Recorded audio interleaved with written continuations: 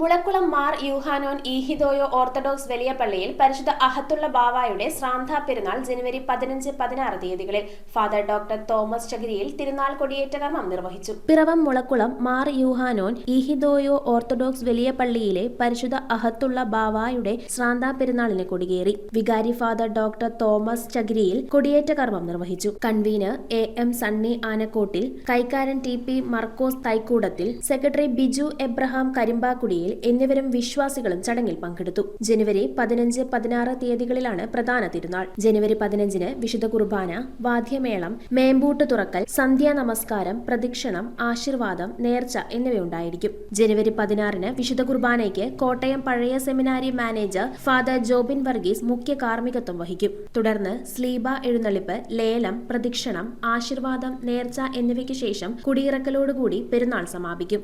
ഈ ദേശത്തെ ഏറ്റവും പുരാതനമായ ഒരു ദേവാലയമാണ്. ഈ ദേവാലയത്തിൽ നിന്നും തെളിച്ച തിരിയാണ് മറ്റ് അനേക പള്ളികൾക്ക് രൂപപ്പെടുവാനായിട്ടുള്ള അവസരം ഉണ്ടാക്കിയത്. ആയതിനാൽ ഇത് ദേവാലയങ്ങളുടെ തറവാടെന്ന് പറയാം. അകത്തുള്ള ബാവായുടെ ഓർമ്മയാണ് ഈ ദേവാലയത്തിൻ്റെ പ്രധാന പെരുന്നാളായിട്ട് കൊണ്ടാടുന്നത്. ഈ ദേവാലയത്തിൽ നിന്നും ദീപശിഖ പകർന്നു കൊണ്ടുപോയി രൂപപ്പെട്ട മറ്റ് ദേവാലയങ്ങളിലെ അംഗങ്ങൾ തുടങ്ങി ആയിരക്കണക്കിന് ആളുകൾ 15-16 ദിവസങ്ങളിൽ ഈ ദേവാലയത്തിൽ സമ്മേളിക്കുന്നു. അതാണ് ഈ ദേവാലയത്തിൻ്റെ പെരുന്നാളിൻ്റെ ഏറ്റവും വലിയ ശ്രേഷ്ഠത എന്ന് പറയുന്നത്. News bureau, Piravom.